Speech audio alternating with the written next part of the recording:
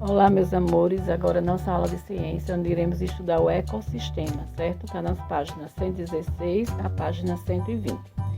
Nele podemos perceber a existência de diversos elementos vivos, peixes, vegetais e pássaros. Elementos não vivos, como a água, o solo, a luz, pedras, que se relacionam entre si. Cada um desses ambientes acontece em relação de interação do meio com todos os elementos que o rodeiam.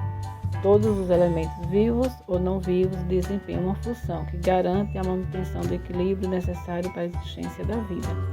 Cada animal ou vegetal está adaptado ao seu habitat. Como exemplo, a adaptação de ambientes. Podemos citar plantas que crescem em ambientes desertos e vão se adaptando às características do lugar. Habitar é onde os seres se desenvolvem respeitando as características do lugar. Com a escassez da chuva, essas plantas armazenam água em seu caule, possuem espinhos em vez de folhas. Isto faz com que elas eliminem o mínimo de líquido, aumentando a sua chance de sobrevivência no ambiente. Podemos dizer que os ambientes de florestas, do mar e do deserto são exemplos de ecossistema. Em cada um deles, percebemos a presença de elementos físicos, o calor, a umidade, a luminosidade e os conjuntos de elementos que se relacionam mantendo o equilíbrio do lugar.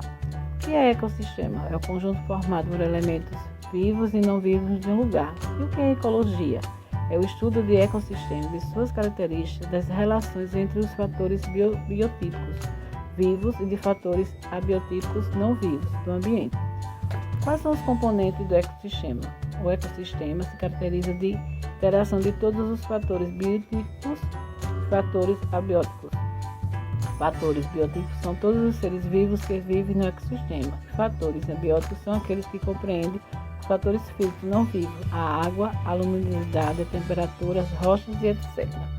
Observe aí a página 118, A gente vai ver 3 tipos de ecossistema: o aquático, o manguezal e o deserto. O ecossistema aquático, como os recifes de coral, são mais produtivos em tempos de energia devido principalmente à disponibilidade de água, luz solar e da temperatura. Já o manguezal é considerado um ecossistema de grande importância, pois é um tipo de berçário natural, tanto para as espécies características desse ambiente, quanto os animais que migram para ele. A característica principal de um deserto é a seca. Com isso, tanto os animais como plantas que vivem nesse habitat são adaptados à escassez das chuvas. Depois de observar diferentes ecossistemas, podemos perceber que em cada um deles há uma presença de elementos físicos, como o calor, a umidade, é um conjunto de elementos que se relacionam mantendo o equilíbrio do lugar. A importância de diferentes ecossistemas é garantir a manutenção do equilíbrio necessário para a existência da vida.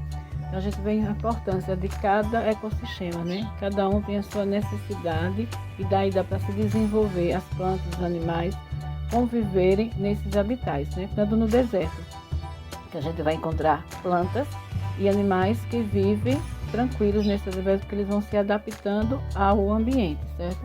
Agora, em seguida, vocês irão responder as páginas 119 e página 120. Um beijo, fiquem todos com Deus.